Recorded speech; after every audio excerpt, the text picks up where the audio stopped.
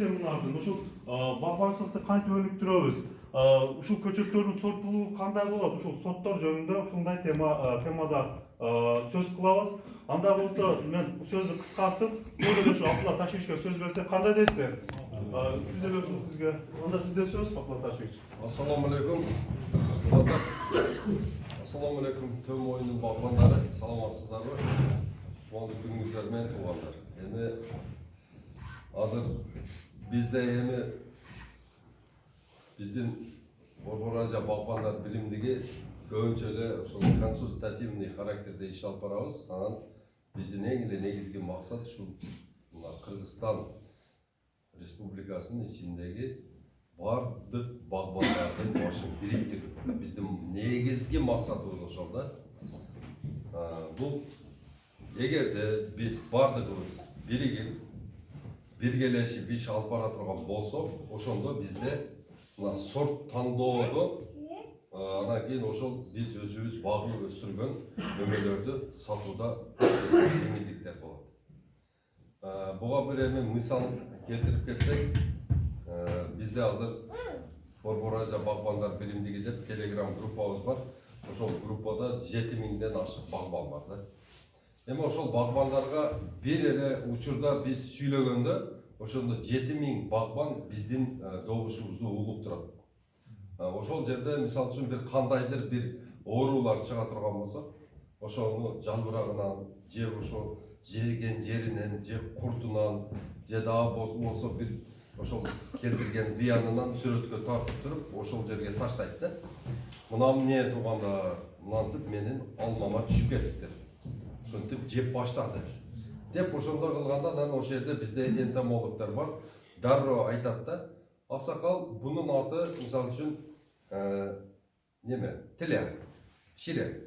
Буну сиз мынандай кыласыз. Медный купороз менен жуасыз, же болбосо берки железный купороз менен жуасыз, же болбосо бордовский жидкость менен жуасыз, же болбосо энтомофаг коесуз дейт. Энд дароо немеси чыгат да. Анан ошол жерде анан дагы экинчи эмеси, анан ошол жерге таштайт. Ассаламу алейкум туугандар, мен дыйканчылыгым пышты.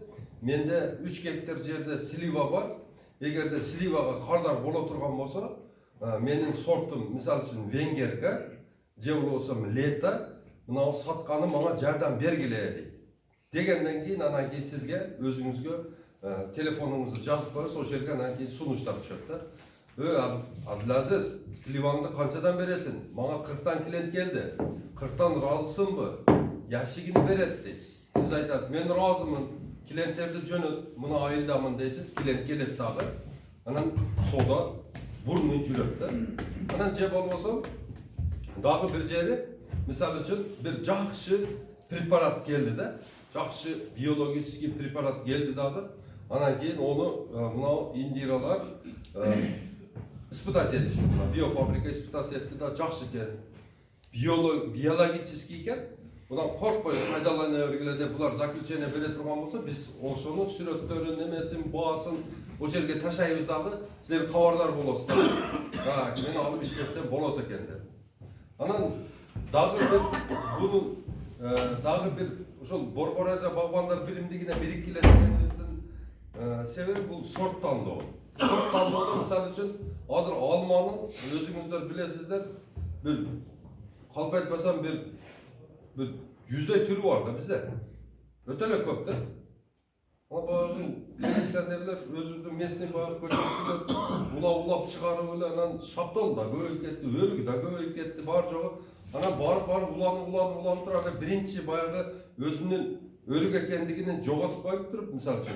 Bizden bargan köçötlerdi, buna artık gösterip oturguzuptur, ısık öldü. Bayağının içinde, örüktün içinde de, örüktün içinde bunday jarıp durup, varenya kılıp, bir nese kıla turgan bolsa, bayağı örükte уже сетчатка пайда болуп калган да. Bayağı örük уже bir gana жарактын эмес, ошол өрүктүн ичине баягы тамырлап кирип кеткен дагы, ол дерево да, болчу, жыгач. Жыгач ичине өсүп баштаганда, бул селекциянын баягындай тур эмес жүргүзгөндүгүнө. Ошонун себебинен анан бул жерде сорт тандоодагы адашпаш керек. Азыр мисалы үчүн Москвага барсаңыздар, Москвада жалаң эле ушул Польша менен ошол Сербиянын ошол жактан алмаларын сатып атат. Олар сурайт, келип эле Red Chip барбы сенде? Golden Delicious барбы? Же Granny Smith барбы? Же болсо Галамаск барбы деп сурайт да. Десе анан кийин биздин барган алмаларды Москвага же Сибирге барган алмаларды жөн эле бардыгын общий эле киргизский яблоки деп коет экен да. Киргизский яблоки деп экен, эң чекеде турат экен биздин КамАЗдар. Эң чекеде турат экен дагы, анан кийин содасы тагыр эле жүрбөйт экен да. Мына Бакудан барган алмалар немелер, олар бизге караганда мурунураак өткөн дагы, ошол орустар сураган, ошо баягы мен айткан 3 алманы отургузуп калган дагы булар өз убагында 10 жыл, 15 жыл мурун. Азыр базарда ошолор жыргап атат. Бирок биздикиндей даамдуу алма жок у жердечи. Мен сизге ответственно айтып атам да. Биздикиндей жакшынакай даамдуу алма жок да өзү. Бирок багы эскиден мисалы үчүн мына Кыргызстанда жашап кеткендер немелер болду. Барат ящики менен алып кете берет. Себеби дегенде олар даамын көрүп калган, анан беркиге даамын көрүп ана мына деп жалдырап жүрүп, балдар сатып келип атат. Бирок баары базарыбыз начар. Ошого айтканым, ошол брендовый деп коет. Азыр мисалы үчүн кийимдер дагы бирок кийим тигип чыгып, ошону көрсөтүп акыры бренд чыгаргандан кийин ал кийимдерди өтө кымбат сатат дагы, ону эл тааныйт. Мисалы үчүн Gucci, Adidas, мисалы үчүн Puma деп бар. Жаңы фирмаларды эч ким тааныбайт. Ушул алмалардагы сорт чыгаргандар дагы ушул алмаларды дагы ушундай кылып туруп брендовый алма кылып коюптур. Ошол алмаларды гана сурайт экен да, барсаң. Андан кийин муну багы сорт тандоодо бириккиле дегенибиздин дагы бир себеби көлөм да. Көлөмдүү товарга клиент жакшы келет. Көлөм аябай жакшы болсо, ошого вареньяны дагы, башкасын дагы ушу россиялыктар ушундай бир сураганда эле 5000 тонна алма сурайт экен да. Бир эле магазин. Мына Кировскийге барып биздин балдар договор кылып, ошо таанышы бар экен, кирип анан кийин ошонун эң чоң эмеси бар экен, менеджери бар экен. Ошого кирип анан сүйлөшүптүр да.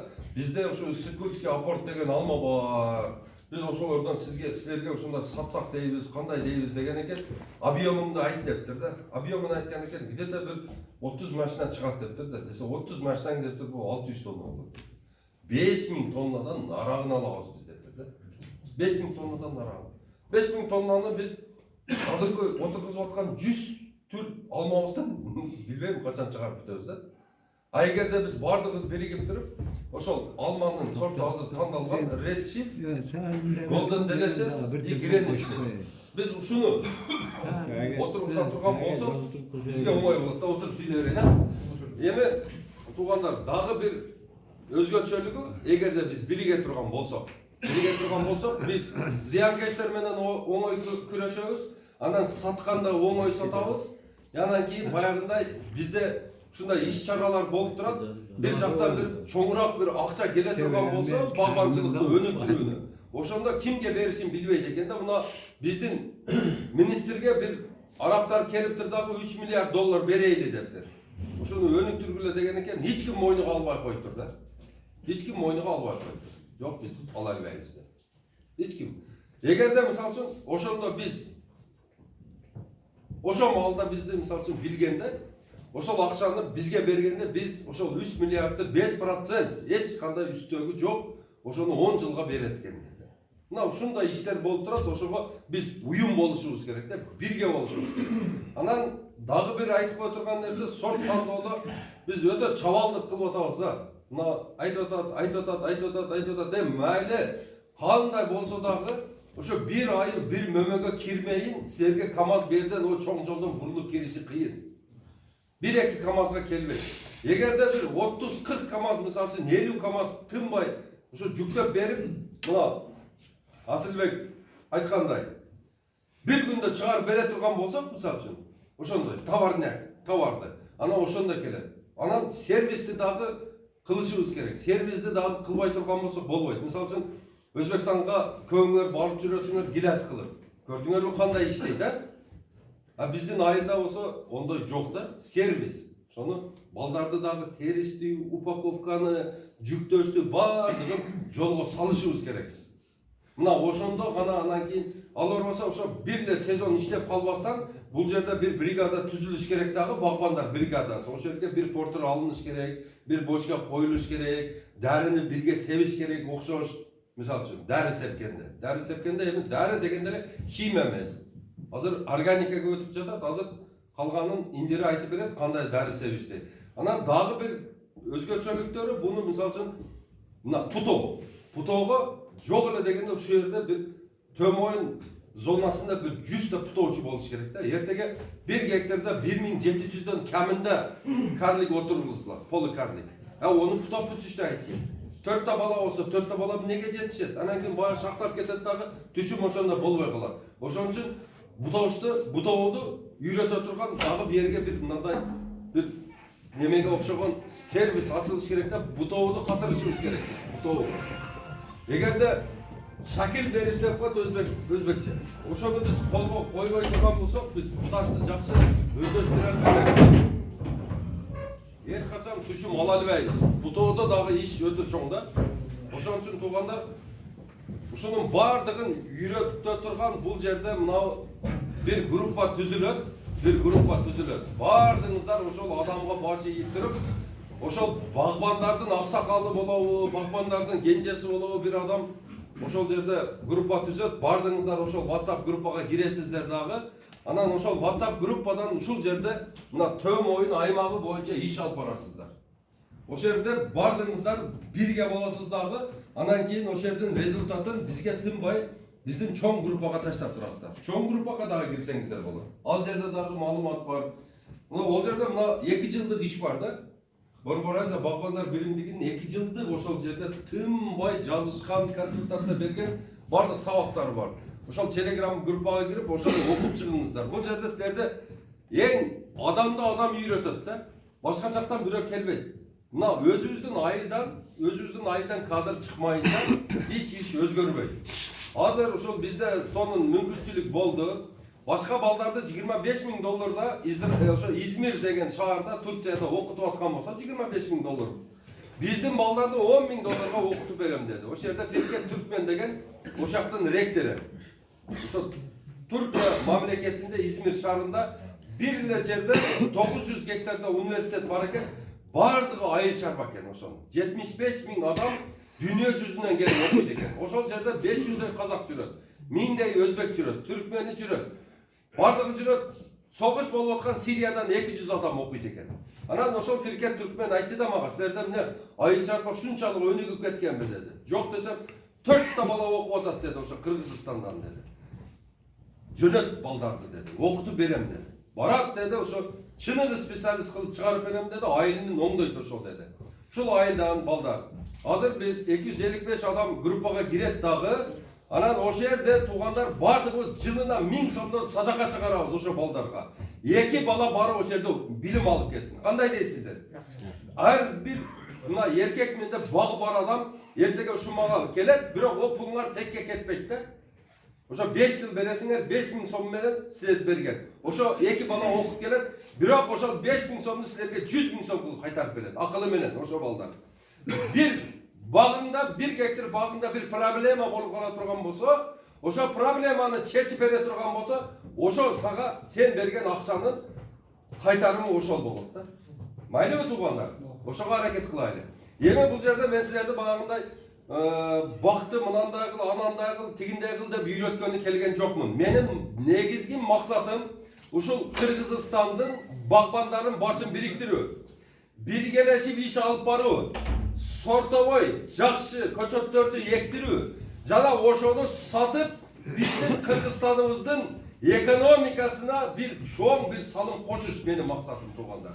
Эми андан кийин экинчи суроо ошо биогумус жөнүндө болот да. Биогумусту туугандар силер Сөлжан бакканды колго алгыла. Сөлжандан чыккан көң бул дүйнө жүзүндөгү эң таза экологический жер семиткич болуп эсептелет. Биогумустун мөмө-чөбөсүн жеген адам оорубайт. Өзүңөр көрүп атасыздар, азыр бардык эле жерлерде мечитке барабызбы, базарга барабызбы, ошолордо фамилиясын карасаңар Паланбай кызы, Паланбай уулу деп жазылып турат да. Бул 90дон берки туулган балдар да буларчы. Фамилия өзгөргөндө. Ооругандар ошол болуп атат туугандар. А баягы эски офтор оорубай атат. Аз да, ооруса дагы. Bir жылда 1000 адам Индияға барып борын алмаштырып келіп жатады. Ушунун бардыгы ушул химикаттардын зыяны менен болуп жатат. Тугандар, ошон үчүн мүмкүн болушунча көңдү эч кимге бербегиле. Биогумус 2 кило биогумус 50 килограмм көңдү басат да. 50 килограмм көңдү басат. Ошон үчүн биогумусту 50 килограммдын ичинде талага баргандан кийин 1 килограммда канчаян 100 000 урук болот экен. Ошолор чачылып кетет дагы ото чөп менен күрөшөсүздөр. Анан көрөктө ошону биогумус аркылуу өткөзсөңүздөр зыяны тийбейт, өтө көп пайдасы тиет. 1 жылдык көчөткө 2 кило эме салынат, биогумус салынат туугандар. Сорт тандоодо азыр 3 алманы тандап алдык. Red Chief, Golden Delicious, Granny Smith, төртүнчүсү бул эрте пышар алма Gala Mask деп коет. Ошону отургузгула. Мына төмөйүн эли силерден суранам туугандар. Силер о кышка сактала турган нерсеге көңүл бөлбөңүздөр. Силер эрте пыша турган майда базарыңар күтүш керек, май аягында уже. Эрте пыша турган, мүмкүн болсо эрте пыша турган өрүк, эрте пыша турган гилес, эрте пыша турган слива, эрте пыша турган жүзүм. Жүзүмдү эмне экпейсиңер? Кыргызстан өзүнүн жүзүм менен 3% камсыз кыла албайт экен туугандар. Мына жерде мен көрдүм жүзүмдүн местасы экен. Адар эмне экпейсиңер кайрадан туугандар. Ушулардын бардыгын кайрадан жандандырайлы туугандар. Эгерде биз өзүбүз кыла албайбыз, бир жалгыз адам иштесеге жарабайт. Коом, жамаат болушубуз керек. Мына ошондо анан кийин бизге эмне болот? Бизге пайда келет. Сервистерге, пулу бар адамдар көп. Ушулар уюшуп туруп бирөөгө иш берет, бирөөгө кызмат берет. Ушундай биригибесек иш чатак туугандар. Биригип туруп бирдей помологический эмеде отургузсак, вареньясы дагы бирдей чыгат. Өрүгүбүздү бирдей болсо. Сатканда болсо объему дагы бирдей чыгат. Ошон үчүн туугандар сорт тандоо менен анан жамаатташтык. Биздин максат силерди бириктирип, ушундай иш алып барыш. Эми туугандар, мындай суроолор болсо, мындай технический бериңиздер, эми суроо жооп өтөйлү.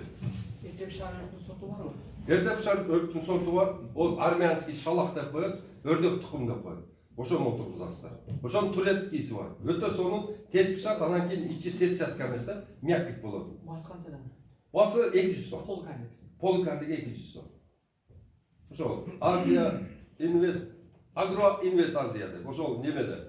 Мына Юго-Запад немеден Западтан баягы немеге жүргөндө, жаңа автовокзал жака жүргөндө, сол кол тарапта Эльдорадо, эски аэропорт деген, эски аэропорт. Ошол жерде эмеси. Так. Көчөткө шөйрө кайрылабыз. Көчөткө ошол жерге кайрыласыздар. Анан кийин мен ошактын представителине Кудай кааласа азыр группа түзөбүз. Ошол группага ошолдун представителинин номерин жаздырамын. Ошол жерден анан кийин бурный обсуждение кетет, сортторду сунуштайт, тандап эме кылып, анан кийин сорт испытательный жери бар, барасыздар. Шакирт немени баягы нода сүргөнүн көрөсүздөр. Кандай неме болгон, былтыры түшүмгө киргендери бар, ошолордон вареньясын, кагын бардыгын жеп көрүп туруп, анан кийин алгыла. Макулбу? Сертификатын сөзсүз окугула. Сертификат болот. Оны компьютерге салсаңыздар, ошол сертификатты бу көчөт кандай жасалып, түшүп, неме болуп, анан кийин канча жылдан бери испытание болуп келген бардыгы онун тарыхы бар да, историясы бар. Мына ошону колдоносуздар. Багалма да бар ошолда. Багал, Gala Mask деген ошол багалма. Бар, ошол жерде бар. Ошол жерде бар. Gala Mask деген ошол алма. Багалманын эрте пышары. Багалманын эрте пышары ооба. Бул багалма Gala Mask деген мынандай да. Бул өтө ширин болот экен. Кып-кызыл болот экен да. Бунун вкусовой качествосы да бөлөк экен да. Мына ооба, каттык болот экен. Анан эрте пышар алмалар барбы? Пактадай болот да, вкусу деле жок деме, ондай эмес экен. Бул наоборот ширин, жана катуу болот экен. Gala Mask деген. Чаң алма деген дагы болот экен го. Чаң алманы түшүнбөйм. Багалманын ошол Onu düşünmüyorum. Uqdum biro. O çan alma dep uqib otaram. Өзүбүзчө койгон Определение мындайда тугандар, мындайда эгерде силер дүйнөлүк базарга чыгам десеңиздер, мына дүйнө сурап аткан мөмөчөмүштерди отургузгула. Эгерде жөн ошо төм оюнда өзүбүз жеп алабыз десеңиз, калаганыңарды отургузуңар эле. Менин жообум ошол. Туура ошо. Максат бир болуш керек. Максат бир болуш керек. Максат бир болбосо, эгерде мисалы үчүн бирдей өрүк кыла турган болсок, мисалы үчүн августта пыша турганбы, же июнда пыша турганбы, ого клиент келет дагы, болбой турган болсо, майда ушундай жакшына өрүктөр келет турецкий. Вареньясы ушундай укмуш болот экен да, мындай кристальный, прозрачный. Ошону 0.33 деген банканы чыгартып Кыргызстан боюнча Birдей emede formatта çıkarışımız gerek. Hazır Kırgızistan bardığımız birigip durup, mınavı konserva zavod, misal üçün Bişkekte bola oturgan bolsa, kalgan konserva zavodlardağı okşoş kılış gerek. Oşondoy banka, oşondoy etiketka, oşondoy sastav. Kılıp durup, bana ves Kırgızstandыкын toptogondan keyin sonra 5000 banka bolup atpaydı. Андай болсак biz canımız kalbaydı. Biz iş nese sata albayбыз. Oşol tuğanlar. O köçöt, sizde aytkan köçöt qayerdiki köçötleri? Turkiyanın köçötleri. Oşul jaktan daярдап kelген. Dayarlanıp gelgen. Garantiyası var mı? Garantiyası 2 yıl полный сопровождение kılıp beredi. Tüşümge kirgiçeyin karab beredi. Kapital solaş gerek, çağırıktan solasak bu. Kapitedip suargandın nemesi kanday? Egerde su az bolsa, su жетишsiz bolsa, su вообще misal üçün tankıs bolup sağa jetpey kala turgan bolsa, sen oşol su kelse rezervuarga kuyup alıp durup, anan keyin sugarsaң, oşondo капельный kılış gerek de.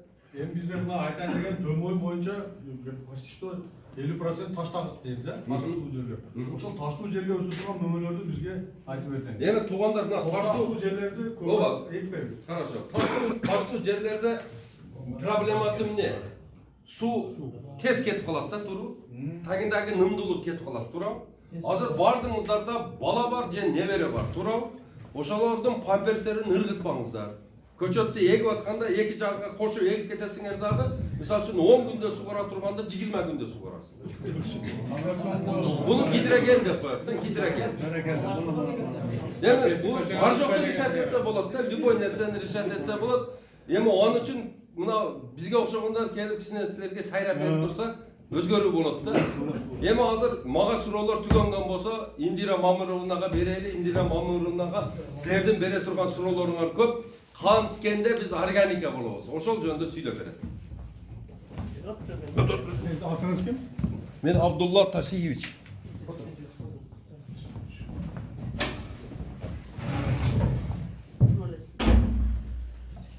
Саламатсыздарбы, урматтуу Тез Oyun Айыл өкмөтүнүн тургундары, мырзалар, жанайаттар. Ошол сиздерге жаңы жылда биринчи жолу келип атабыз.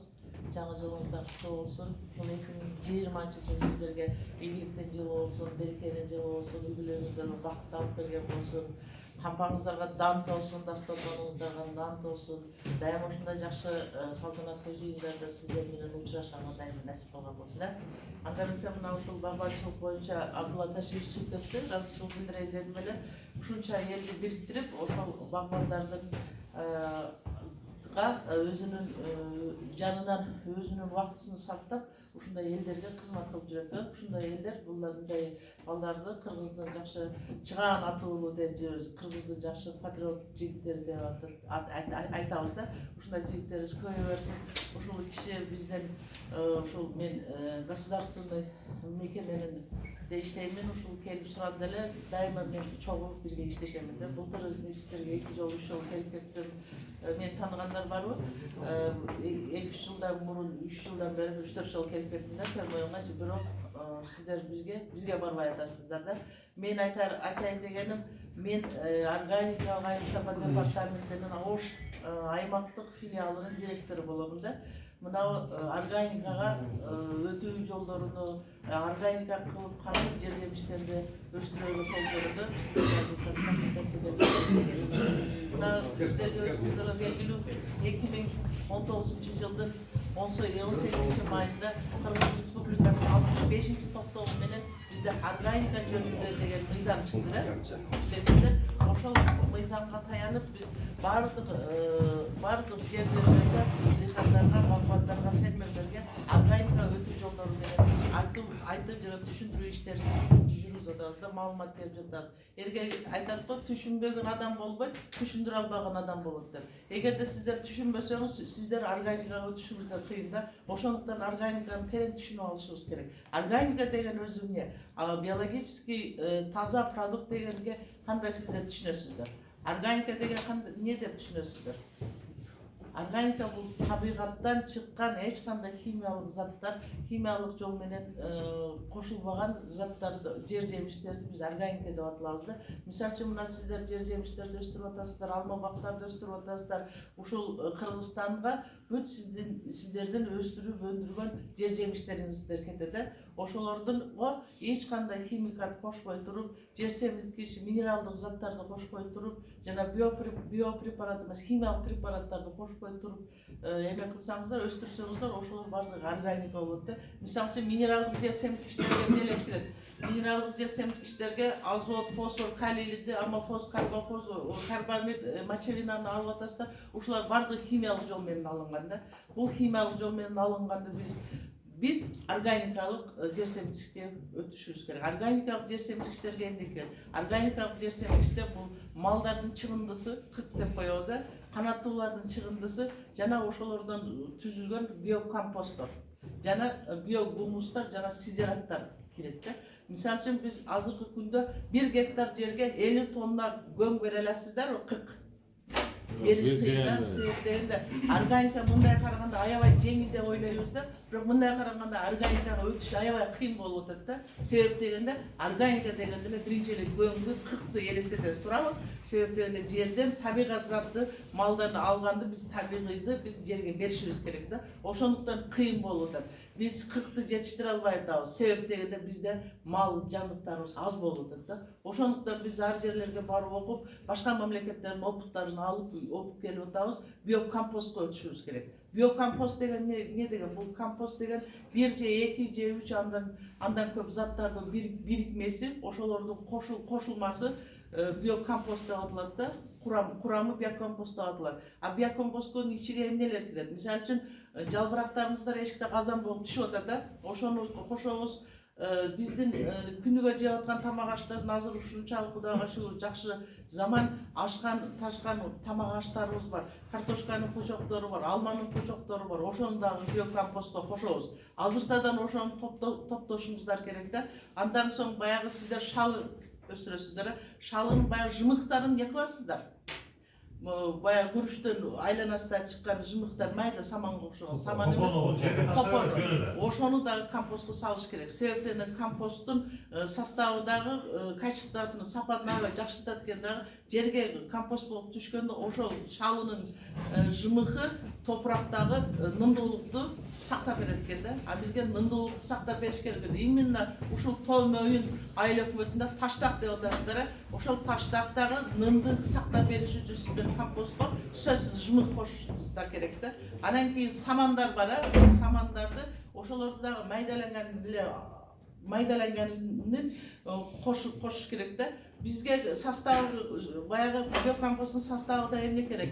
Саман, кырк, анан кийин ошол сиздер эге турган жериңиздердин топурагынын жогорку 10 сантиметри керек да. 10 сантиметрден бир слойду ошол топурак коюшуңуздар керек. Сиз эмне үчүн топуракты коюшуңуз керек? Топурактын составында микроорганизмдер бар да. Ошол бизге керектүү болгон микроорганизмдерди сиздер химикаттар менен өлтүрүп коюп атасыздар да. Карбофос, амофосторду кошосуздар, микроорганизмдер иштебей калып атат. Ошол гумус 10 сантиметрликти гумусту аларды өлтүрүп коесуздар дагы. Ошондуктан сиздердин түшүндүрүүңүздөр, сиздердин нымдуулукту сактай турган микроорганизмдер жок болот. Сидераттарды айтып кетели. Сидераттарды кандай түшүнөсүздөр? Сидераттар бул түшүмдү жыйнап алгандан кийин, жерди айдабастан туруп, ошол жерге буудайды, арпаны же бедени сеип коюш керек. Ошолор гүлдөгөнгө чейин ноябрь айы болуп калат, ноябрь-октябрь айы болуп калат. Ошондо жер менен кошо айдаш керек ошону. Ошондо топурактагы микроорганизмдер ошону менен свежий азык менен азыктанышып, топурактын асылдуулугун арттырат. Түшүндүңүздөрбү? Ошол оңой эле да. Арпаны же буудайды эгип коюп туруп, гүлдөгөнгө чейин эме кылып койсоңуздар, айдап салсаңыздар, ошол бизге керектүү болгон микроорганизмдер жер менен азыктанып турушат да. Андан соң биогумусту айтып кетем. Биогумус бул аябай жакшы жер семирткич болуп эсептелинет. Органикалык бул ошол кадимки эле кырктын составын өзгөртүп берет дагы. Ал ушунчалык экологиялык таза органикалык жер семирткичке кирет да. Азыркы күндө мына Абдулла Ташевич организовать эткен, жетектеген коомдо бардыгы аябай көп ушуну биогумусту өстүрүшүп атат да. Кийинки жылдары келечекте биогумуссуз биздин өсүмдүгүбүз өспөй калат да. Ошондуктан биогумусту даярдаганда үйрөнүңүздөр жана биогумусту өндүрүштү үйрөнүп, ошол эле биогумусту сатсаңыздар сиздердин дагы экономикаңыздарга салым кошулган болот да. Андан соң мына биогумусту, биокомпосту, сидераттарды жана мына кырктарды биз өстүрүп атып эле алмаларыбызды жерине биз азыктандырып алабыз дагы.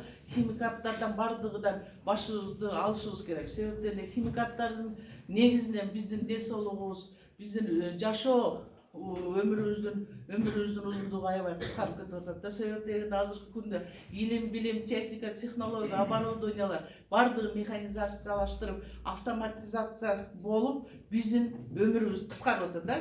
Себептегенде кыймыл аз болуп атат. Жана биздеги Кытайдан, Турциядан келген тамактар бардыгы химикат болуп атат. Сиздер Кытайдан өткөн дәрилерди алып атасыздар. Дәрилердин составында эмне бар экенин билбей атабыз да.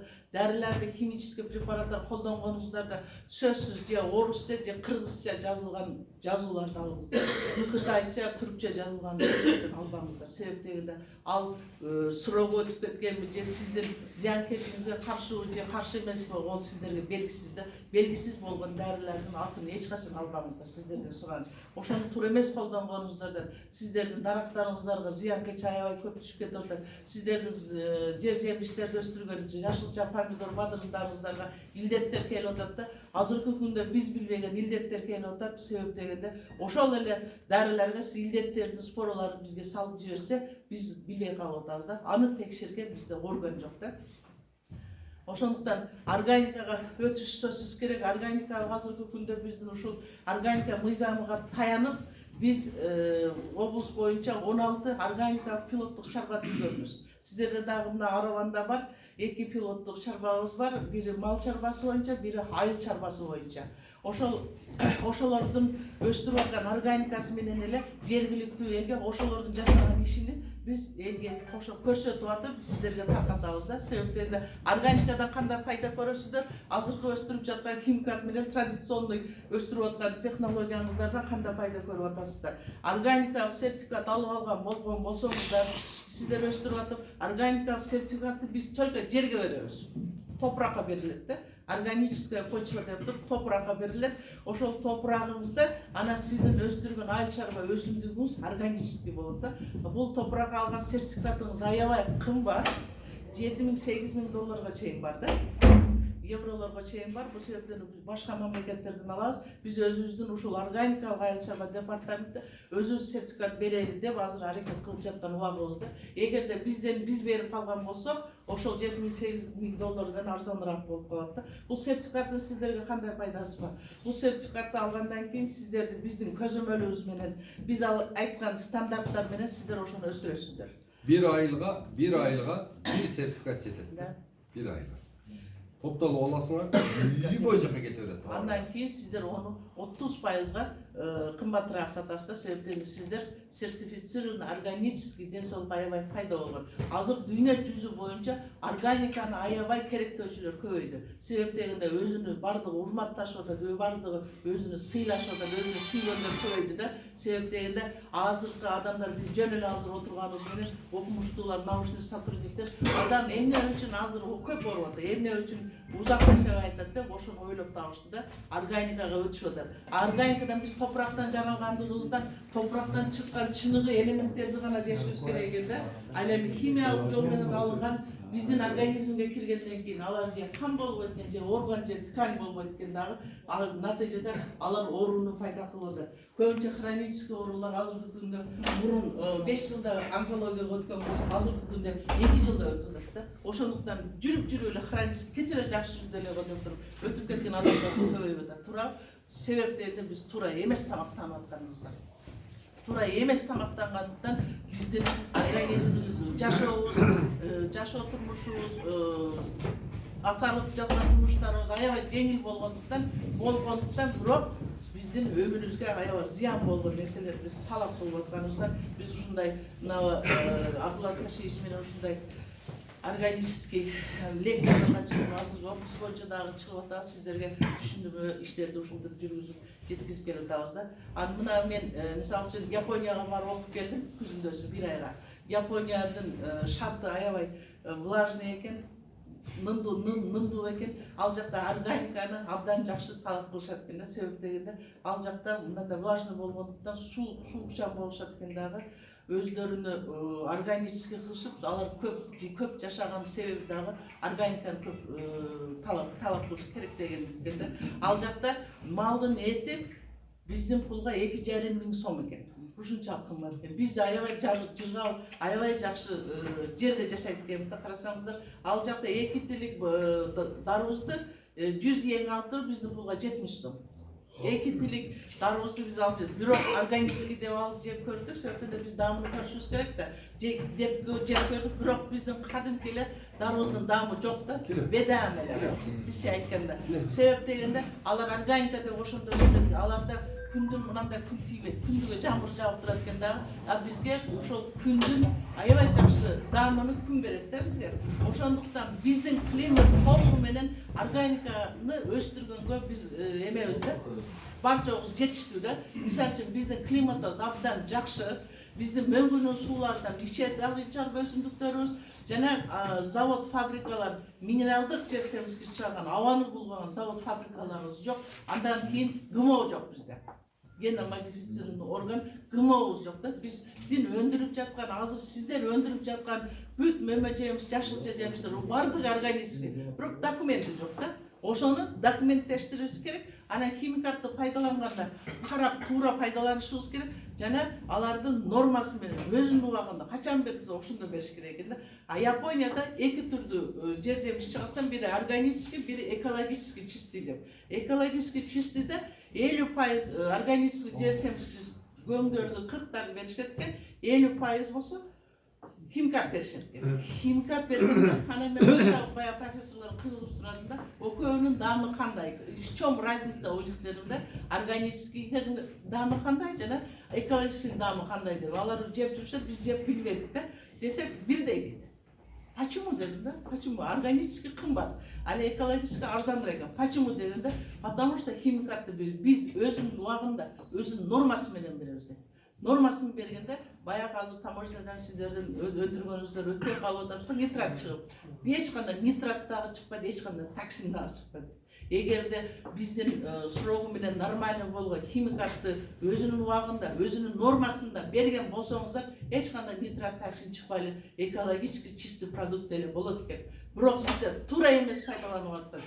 3 кило бер жеген жерге 30 кило бер жеген жерге 300 килограмм страхование менен бересиздер да. Ошондо биздер токсин нитрат чыгып калып, сиздердин өндүргөн эмеңиздер производство сырьёңуздар өтпөй калып аткан себеби ошол. Анан мына объем жөнүндө жакшы айтып кетти, бул ташыйсы. Объем дегенде, мисалы үчүн сиздердин өндүргөн жүзүмүңүздөр, анарыңыздар, анжирлер, мына сиздерден төмөндө сливалар чыгып атат, сыртка алып чыгыш кыйын болуп атат сиздерге. Себеп дегенде сиздерде объем жок болуп атат. Бизге заказ келип атат 500 тонна, 100 000 тонна деп.